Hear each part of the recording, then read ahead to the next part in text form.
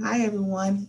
It's me, Dr. Nakia Simmons Cotton, author of Essential Tips for Section 504 Coordinators and Essential Tips for Section 504 Leaders, which are both now available on Amazon.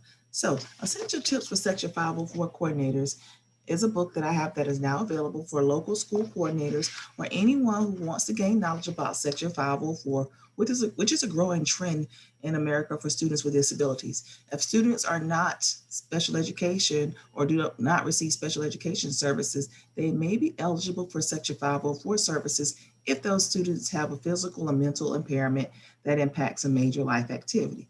The purpose of Section 504 is to level the playing field in the general education setting. So, essential books for Section 504 leaders, Chapter 1. Let me give you a little preview. So, Chapter 1, I talk about Section 504 what? I talk about the shock of being a Section 504 coordinator, how overwhelming that role is, and how you need to face that role and get started so you can maintain building compliance. So, my first chapter is titled Section 504 Next, and I start with the quote: unless you try to do something beyond what you've already mastered, you will never grow.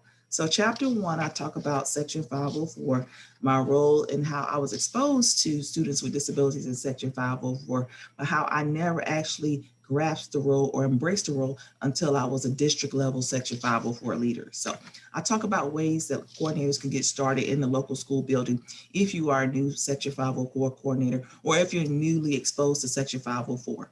Section Chapter 2, I talk about the history of Section 504. So I talk about how history provides that valuable background we need to embrace changes. And then I talk about how Section 504 all started with the federal laws, how there was discrimination because Section 504 protects those against discrimination based on a disability. So I talk about the whole record of Section 504, how Section 504 got started. I talk about the disabilities laws, the Disabilities with Amendments, the Americans with Disabilities Amendment Act, and how that got started. I talk a little bit about response to intervention, Section 504 legal cases, and then throughout the whole book, I give some essential tips. Chapter 3, knowledge is power, know your stuff. So in chapter 3, I talk about all the information that you need as a novice Section 504 coordinator or person exposed to the information in Section 504. So I talk about the benefits of your district resources and who you should go to in your district because every district is different. I talk about the Section 504 basics, impairment. What is an impairment? I talk about impairments. I give some examples of some common impairments, and I talk about the temporary impairments, the Section 514, the evaluation, the eligibility process, mitigating measures, individual healthcare plans.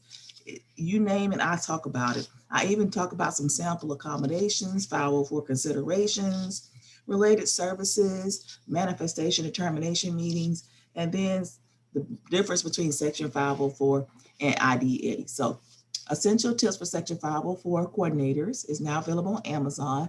That is a preview of chapters 1, 2, and 3. If you are a principal, if you are a college student who wants to gain knowledge, if you're an educator that wants to gain knowledge, if you're a school leader, you want to gain knowledge, or if you're a local school Section 504 coordinator, this is a resource for you. So please secure your copy. It's available on Amazon. It is $19.95 in both the Kindle and the paperback edition. And as always, thank you for your support and happy reading.